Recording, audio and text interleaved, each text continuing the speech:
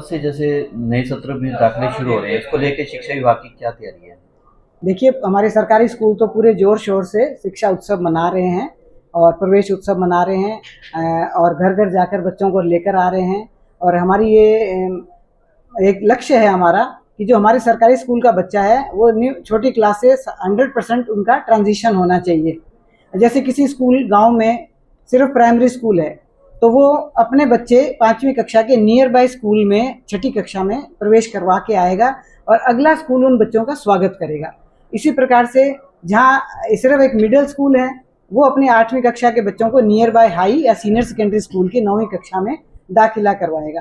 तो हमारा लक्ष्य इसी तरह से बाल वाटिका 2 के सारे बच्चे हमारे पास बाल वाटिका 3 में आएंगे कि हमारा कोई भी बच्चा बाहर ना जाए, बल्कि हम कोशिश करेंगे कि बाहर से भी ज़्यादा से ज़्यादा बच्चे हमारे पास आए। तो जो गैर मान्यता प्राप्त स्कूल चल रहे हैं, हाँ तो जी। इनके खिलाफ क्या कार्रवाई की जाएगी? देखिए, पहले हमें निदेशालय से 282 स्कूलों की एक सूची प्राप्त हुई थी जो गैर मान्यता प्राप्त थे। उसमें फतेहाबाद का एक स्कूल था, कृष्णा पब्लिक स्कूल ढाणी गोपाल। लेकिन अब हमने खंड शिक्षा अधिकारी के माध्यम से सूचना प्राप्त हुई है कि वो विद्यालय बंद हो चुका है।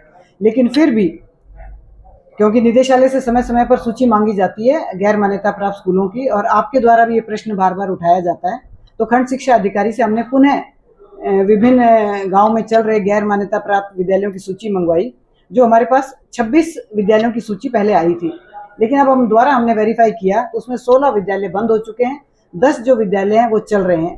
तो मैं आपके माध्यम से अभिभावकों से मैं ये अपील करना चाहती हूँ कि ये हम सूची अखबार के माध्यम से सार्वजनिक करेंगे और हर माता पिता अपने बच्चों को किसी भी गैर मान्यता प्राप्त विद्यालय में दाखिला न दिलवाएं।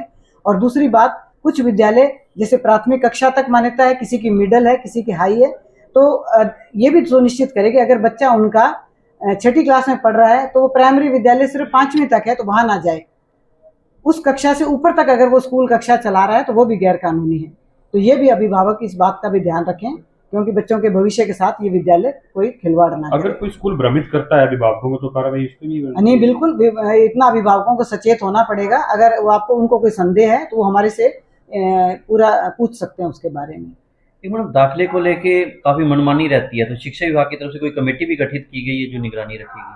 देखिए, कोई शिकायतें जो आती है उनको खंड शिक्षा अधिकारी के माध्यम से उनका तुरंत निदान किया जाता है। अगर विद्यालय कर रहा है, कई बार बच्चों के आती हैं शिकायतें हमारे पास, एसएलसी जारी करने में आनाकानी होती है, तो हमने सख्त हिदायतें समय समय पर प्राइवेट स्कूल के लिए हम जारी करते हैं कि किसी भी बच्चे को फीस के मामले में और एसएलसी के मामले में कोई भी विद्यालय प्रताड़ित नहीं करेगा।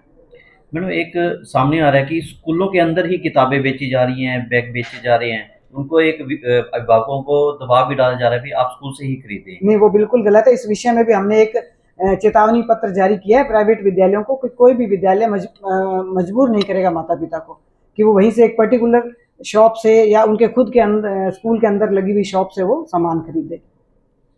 ठीक है।